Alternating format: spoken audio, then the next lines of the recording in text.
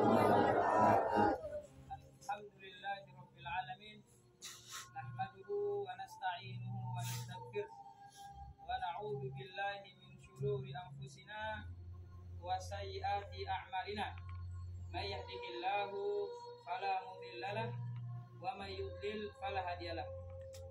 Asyhadu an la ilaha illallah wahdahu la syarikalah wa anna Muhammadan abduhu wa rasuluhu, amma ba'd.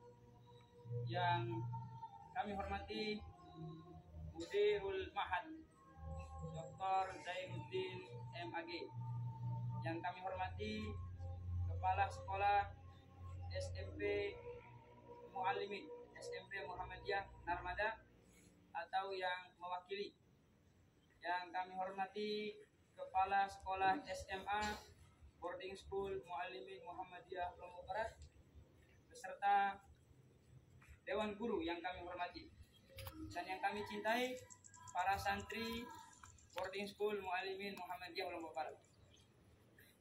Alhamdulillah, segala puji bagi Allah Subhanahu wa taala, karena dengan karunia-Nya, taufik, hidayah dan pertolongan darinya, kita bisa menjalankan atau melaksanakan satu kegiatan, satu aktivitas yang menunjukkan jiwa nasionalisme kita, yaitu memperingati hari ulang tahun Republik Indonesia yang ke-77. Salawat dan salam semoga tercurahkan kepada Nabi Allah yang mulia, yaitu Nabi Muhammad Sallallahu Alaihi Wasallam. Para santri sekalian, sebagaimana yang kita pahami bahwasannya kalau kita membuka buku-buku sejarah, kita akan menemukan bagaimana kerasnya perjuangan daripada para pahlawan bangsa di dalam memerdekakan Republik Indonesia dari penjajahan-penjajahan. Kita akan melihat bahwasannya para pahlawan kita tidak segan-segan untuk mengorbankan jiwa dan raganya penuh dengan keringat dan darah untuk kemerdekaan Republik Indonesia. Tugas kita saat ini adalah, mungkin kita tidak berjuang sekeras mereka dulu berjuang. Mungkin kita tidak berjuang dengan mengangkat senjata dan bambu runcing. Tapi perjuangan kita adalah bagaimana kita mengisi kemerdekaan ini dengan hal-hal yang positif. Izinkan saya mengutip satu ayat di dalam surah An-Nisa, yang mana Allah berfirman, "Wal yakhsal ladzina law taraku min khalfihim dzurriyyatan di'afa khafu 'alaihim wal yattaqullaha wal yaqulu qawlan sadida." Allah berfirman dalam Al-Qur'an, "Wal yakhsal ladzina law taraku." Hendaklah kalian khawatir, takut, cemas apabila kalian meninggalkan dzurriyyatan di'afa, para generasi-generasi yang lemah. Khafu 'alaihim, takutlah kepada mereka, takutlah kepada nasib mereka, karena tantangan-tantangan yang mereka hadapi akan lebih berat dengan tantangan-tantangan pendahulunya. Wal yattaqullah, dan bertakwalah kepada Allah. Wal yaqulu qawlan sadida, dan hendaklah mereka mengatakan ucapan yang jujur. Pada ayat ini ragam penafsiran para ulama. Apa yang dimaksudkan dengan dzurriyyatan di'afa, yaitu generasi-generasi yang lemah. Sebagaimana yang antum semua pahami, bahwa dzurriyyah di'afa di sini adalah datang dengan lafaz nakiroh, bukan ma'rifat, bermakna umum. Maka sekurang-kurangnya ada beberapa hal sisi kelemahan yang harus dikhawatirkan daripada generasi-generasi Islam ini. Yang pertama, mungkin lemah dari sisi agamanya. Dia tidak mengenal siapa Tuhannya, tidak mengenal siapa nabinya, dan tidak mengetahui apa agamanya dan apa isi agamanya. Maka hendaklah para pemuda dan generasi ini mengenal Tuhannya melalui ilmu-ilmu tauhid yang diajarkan. Dia mengenal siapa Tuhannya, kapan Tuhannya mencintainya, kapan Tuhannya marah, apa hal-hal yang menjadi batasan Tuhannya, harus dipahami dengan baik. Kemudian lemah dari sisi akhlaknya. Sebagaimana yang maklum bahwasannya di antara tujuan diutusnya Nabi Muhammad SAW itu adalah untuk memperbaiki akhlak yang mulia, atau di dalam istilah kenegaraan kita ada yang disebut dengan pendidikan karakter. Sungguhnya di dalam Islam juga sudah jauh dibahas itu. Bagaimana seorang santri dan peserta didik tidak hanya menerima ilmu yang sifatnya teoritis, tapi bagaimana menerapkan itu di dalam kehidupan sehari-hari. Nabi bersabda, "Ma bu'istu liutammima makarimal akhlak. Innama bu'istu liutammima makarimal akhlak." Saya diutus tidak lain dan tidak bukan, melainkan untuk memperbaiki akhlak yang mulia. Inilah yang sedang kita tonton di hari-hari ini. Orang-orang besar di bangsa kita, di negara kita, bukan kekurangan ilmu, bukan kekurangan pengetahuan, tapi yang kurang adalah adab dan akhlak. Sehingga kita bisa melihat bagaimana orang saling menyikut, bagaimana antara aparat yang satu dengan aparat yang lainnya saling menzalimi, apalagi kepada orang-orang yang di bawahnya. Maka melalui upacara ini kami sangat berharap bahwa santri kedepannya, wabil khusus santri mu'alimin, tidak hanya berkiprah di masjid-masjid, tidak hanya berkiprah di lembaga-lembaga keagamaan, tidak hanya berkiprah di dunia-dunia yang sifatnya keagamaan, tapi juga berkiprah dalam skala yang lebih luas, masuk ke dalam segala lini, masuk memperkuat ekonomi, masuk memperkuat sosial, masuk memperkuat politik.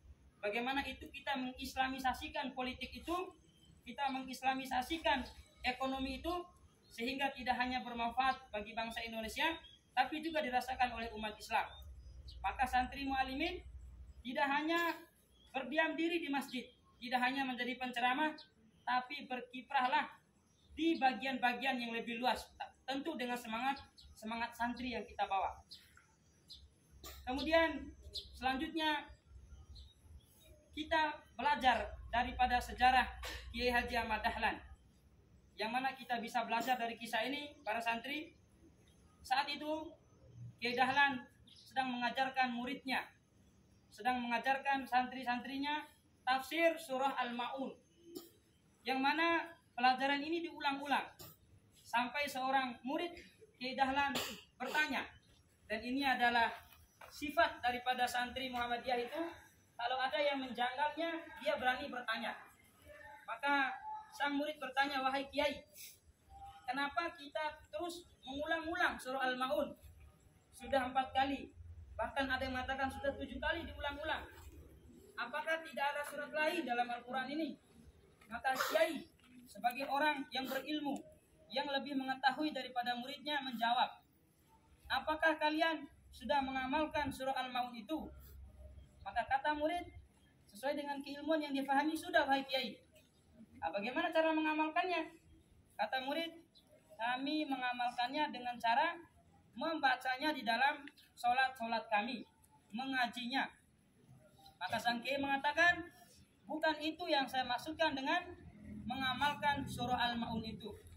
Yang saya maksudkan adalah kalian keluar dari rumah-rumah kalian, kalian keluar dari kenyamanan kalian, lalu lihatlah orang-orang fakir miskin itu, orang-orang yang tidak mampu itu, yang hidup di bawah pohon-pohon, yang hidup di bawah kolom-kolom jembatan. Lalu perhatikanlah kesehatannya, perhatikanlah pendidikannya, perhatikanlah kehidupannya, makanannya dan minumannya." Maka dari ide dan gagasan ini, maka di Muhammadiyah antum lihat muncul sekolah-sekolah, madrasah-madrasah untuk mendidik manusia. Muncul pondok-pondok pesantren, yang saat ini pesantren Muhammadiyah secara struktural sudah hampir mendekati 500 pesantren yang tercatat di seluruh Indonesia. Lalu muncullah kampus-kampus, universitas-universitas. Lalu muncullah panti-panti asuhan dan lembaga-lembaga pendidikan ataupun sosial ke masyarakat yang lainnya. Dan itu dalam rangka menjawab tantangan dan kebutuhan sosial. Para santri rahimakumullah, santri Muhammadiyah diharapkan mampu berkiprah lebih luas lagi daripada yang dilakukan oleh para pendahulunya. Itu dapat saya sampaikan melalui upacara ini. Hari ulang tahun Republik Indonesia yang ke-77, kita berharap semoga negara Indonesia lebih maju lagi.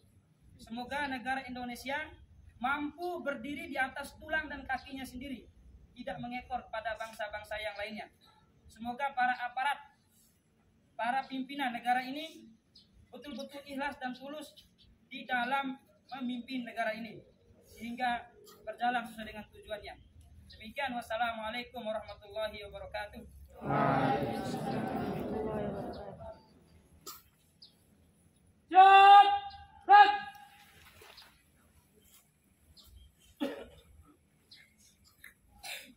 Menyanyikan lagu wajib nasional.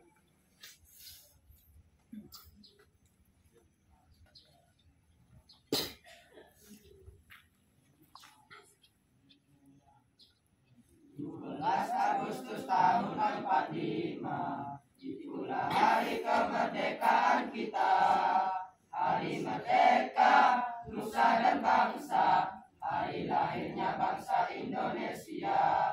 Merdeka, sekali merdeka tetap merdeka, selama hayat masih dikandung badan.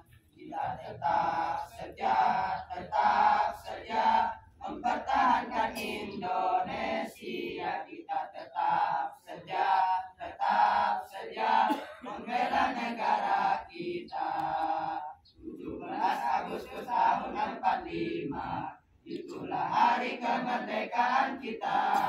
Hari merdeka, nusa dan bangsa, hari lahirnya bangsa Indonesia. Merdeka, sekali merdeka tetap merdeka, selama hayat masih dikandung badan. Kita tetap setia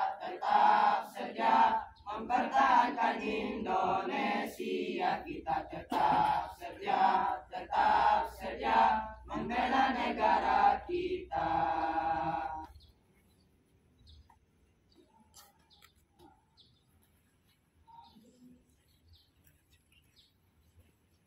Laporan pemimpin upacara kepada pembina upacara bahwa upacara telah selesai dilaksanakan.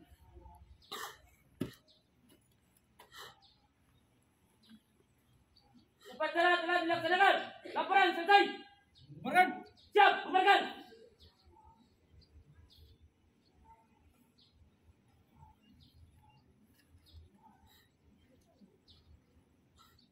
Penghormatan kepada pembina upacara dipimpin oleh pemimpin upacara. Pada pembina upacara. Hormat. Berat.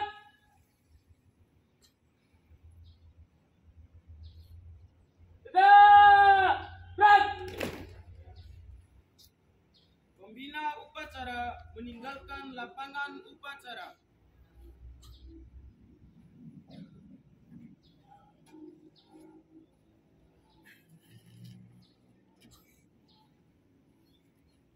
Penghormatan kepada pemimpin upacara dipimpin oleh pemimpin pasukan yang paling kanan. Kepada pemimpin upacara, hormat. Gerak.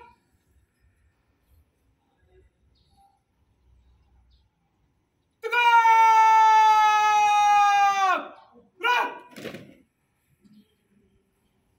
Pemimpin upacara meninggalkan lapangan upacara.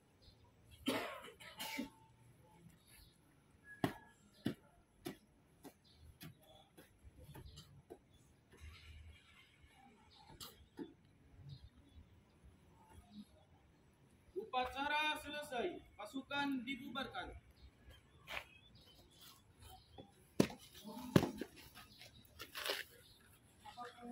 Tanpa penghormatan umum, barisan nomor berbarisan, jalan.